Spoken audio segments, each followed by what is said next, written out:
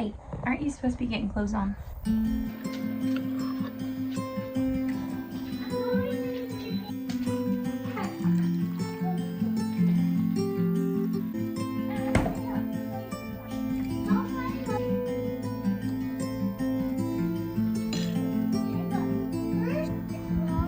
What's lava?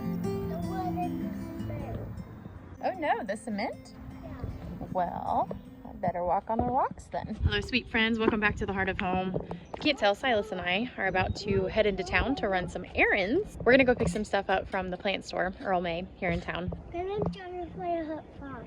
Give the dragonfly a high five. Yeah.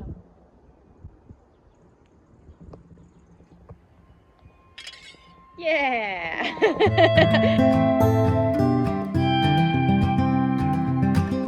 Pick up some more soil. I'm trying to brave the whole drive while holding an open coffee mug, and I'm not sure how this is gonna go. Stay tuned. I could not believe how much green grass I have seen this last week. It surprises me every spring because you know you just go months without seeing green, and it is a vibrant green right now thanks to all the rain that we've gotten. Also, if you'd like to know, I did not spill. We ready to go get some garden soil? Yeah, let's do it. Good morning. Good morning. Morning.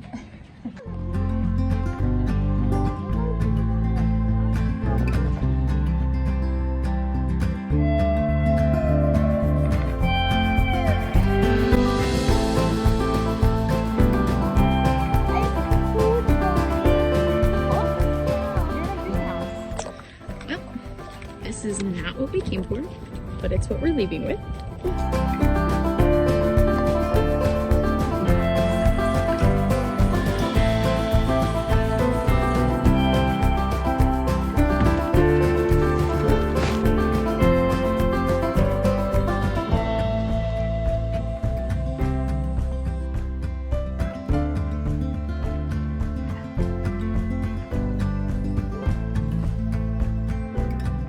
So I think what I'm gonna do is, oh shoot, I've gotta go grab, I got some of those broccoli and cabbage plants and I forgot that they're in the car, so I have to go get those. I think I'm gonna go ahead and amend this bed. I am going to be planting tomatoes here, and because tomatoes really can't be planted out until like June, that gives me a pretty good window, almost 60 full days to have something growing in this bed before I plant it with tomatoes. So the broccoli I think was a 40-day to maturity, and then the cabbage, I think it was right around the same. I don't know. I'm gonna go get that and I'm gonna show you guys.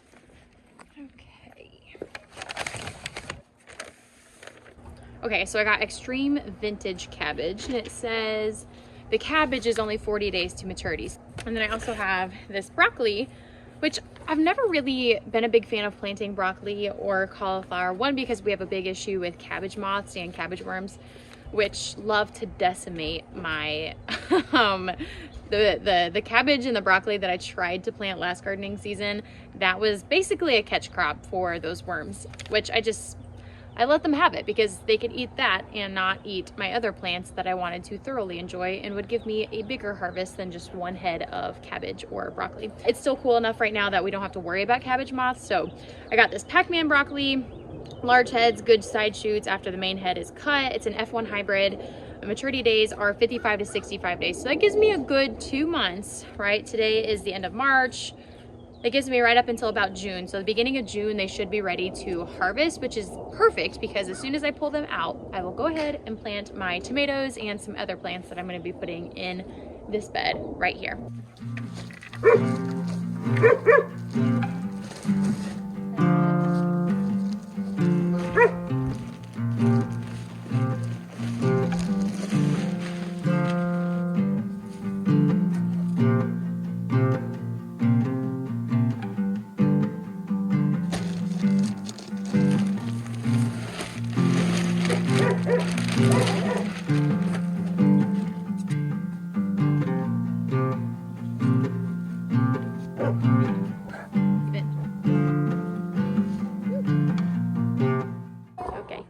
I feel like there's two different kinds of people in the world, and you'll have to let me know in the comments which one you are, but ones that wear gardening gloves when they're working with soil and ones that do not when they're working with soil. And I just so happen to be the one that does not wear gloves. I am 1000% the person that is like, oh, I should go put gardening gloves on. And then I never do. There's something so lovely and therapeutic about just putting your hands in the soil and knowing that they can get dirty and that you can wash them.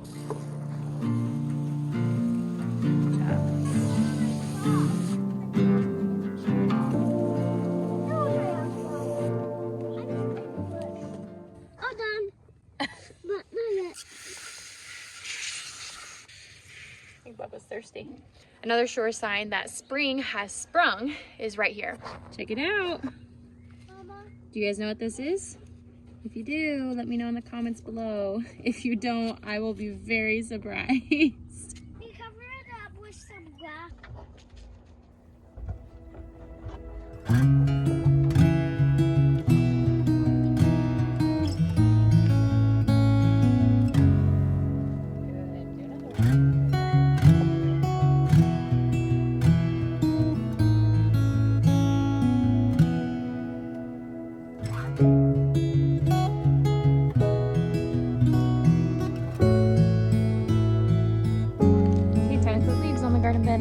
So we're gonna cover the soil here with some leaves. Now the reason we're doing this is covered soil is happy soil. It helps retain moisture, it helps protect the soil.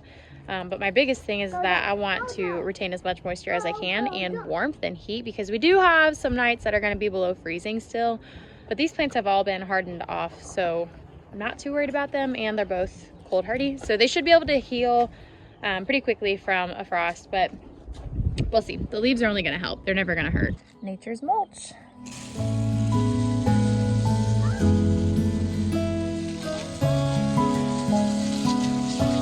So it is gonna rain tomorrow and the next day, so I'm not too worried about watering those too much. I just wanted to water them enough with their soils, or that their roots could get established. So the next step in the garden is gonna be planting some other greens, including kale that I have started inside that got really leggy, which was totally my fault. But I would love to get our tarp back out and cover this up and kind of create like a mini greenhouse now that our daytime temperatures are like in the 50s pretty regularly. We still have highs or lows right now. We're in zone 5 too, if you're new here. Zone 5, Iowa, and it is the end of March right now. So hopefully I'll be hardening those off soon. I'm gonna direct sow some different greens, like different arugula, spinach, lettuce combinations, and get this bed going. Because I think eventually on the garden plan, we're gonna have tomatoes over here, as well as some like some root vegetables, because this side of the garden, once it's all planted and thriving, won't be getting like the bulk of the sunlight, especially when that hydrangea bush is up and going. This kind of area is really shaded. So we're gonna fill it in with some cool loving crops like greens and root vegetables. And the obvious thing is my husband will finish building this 14-foot bed, and then we'll have a 9-foot bed over there. And then literally right here, right where the wheelbarrow is, we're gonna have some sort of arbor. And I would love to get like a vining a vining rose bush or something vining that can be perennial, that I don't have to worry about planting every year. But that feels like it's just so far away. I also need to go get the other soil bags out of my car, because I got some potting soil to mix into some perlite and some other components inside that I've been using to start all of my seeds in. I don't do any specific like seed starting soil. I just look for a healthy mixture of stuff. The soil that I got today had a little more nitrogen in it, which is okay for seed starting, because I mean, they're not gonna be living in there long enough that I'm gonna need to like fertilize them. So as long as I have enough to really boost them, it'll be fine. Seeds want to grow, so it does not need to be complicated. I am gonna be filming that tomorrow, because I have probably close to 30 or 40 different tomato plants that are like 4 or 5 inches tall right now and touching the lights, which is no bueno. So I need to get those transplanted into different pots as soon as possible. So stay tuned if you are interested in that content. But if you're like me and you consider yourself an organized gardener but also kind of a chaotic gardener, go ahead and go check out my website, theheartofhomewithcourtney.com. I actually have a free gardening / logbook that you guys can download as an ebook, and it's in PDF form, so download it. It's all yours. It's only going to educate you and help you with this gardening season. There's so many resources in there and so many ways to log and track what seeds you're starting, who you started them from, what dates, how they're doing, observations all throughout the gardening season. I put that together for y'all because I was tired of not finding exactly what I wanted. So I just made it myself. Happy to share it with you guys. So go check that out. Go subscribe. Stay tuned for some future newsletters and some future farm to table recipes that will be exclusive to our subscribers. So thank you guys for being here. I'll see you on the next video. Bye.